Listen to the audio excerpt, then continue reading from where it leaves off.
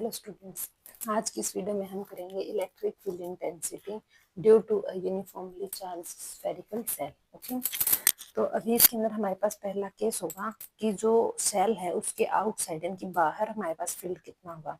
तो उसके लिए हम कोई भी एक स्फेरिकल सेल मान लेते हैं जिसकी रेडियस r है, और जैसे मान लेते हैं इधर एक स्फेरिकल सेल होगी जिसका सेंटर O है और जो जिसकी जो रेडियस है वो आर है।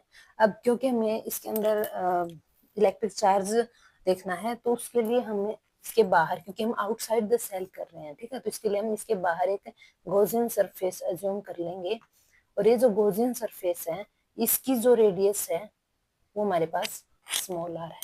अब इस गॉसियन सरफेस पे कहीं पर कोई पॉइंट पी है जहाँ पर हम स्मॉल एरिया ले लेते हैं, और यहाँ पर जो हमारे पास जो नॉर्मल होगा वो आउटवर्ड है, ठीक है, जो यूनिट नॉर्मल है वो रेडियली आउटवर्ड होगा।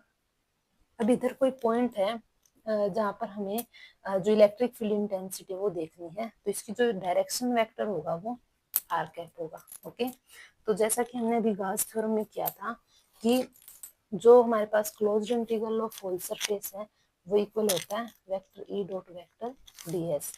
तो इधर से हम लेंगे वेक्टर ई डॉट, जो वेक्टर डी एस है उसकी वैल्यू होती है N cap D S. Okay, और ये हमारा इक्वल था क्यू बाई एप्सिलॉन नॉट के, ये हमारा रिजल्ट आया था।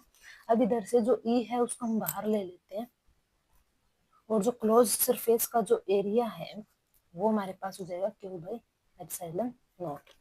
इधर ई जो होल सरफेस का हमारे पास जो एरिया होगा उसको हम ले लेंगे 4 pi R square is equal to Q by epsilon not. इधर से जो ई है वो हमारे पास हो जाएगा Q divide by 4 pi epsilon naught r square. ये हमारे पास आउटसाइड सेल के लिए हो जाएगा, यानी कि किसी स्फेरिकल सेल के आउटसाइड में जो फील्ड होगा यूनिफॉर्मली चार्ज सेल में वो एक कंप्लीट मतलब एंटायर चार्ज की तरह होगा उस सेल में, जो उसके सेंटर के अंदर कॉन्सेंट्रेटेड होगा। फिर है अगर इसमें मान लीजिए जैसे हम एट अ पॉइंट अगर हमें कैलकुलेट करना है जो हमारे पास सेल है उसके सरफेस पे ऑन द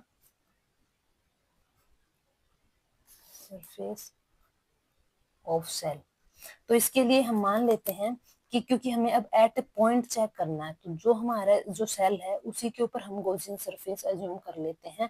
तो उस केस में हमारा जो गॉसियन सरफेस है उसकी रेडियस और जो सेल है उसकी रेडियस दोनों इक्वल हो जाएंगे, ठीक है, क्योंकि अब की बार हमारा जो सरफेस है गॉसियन सरफेस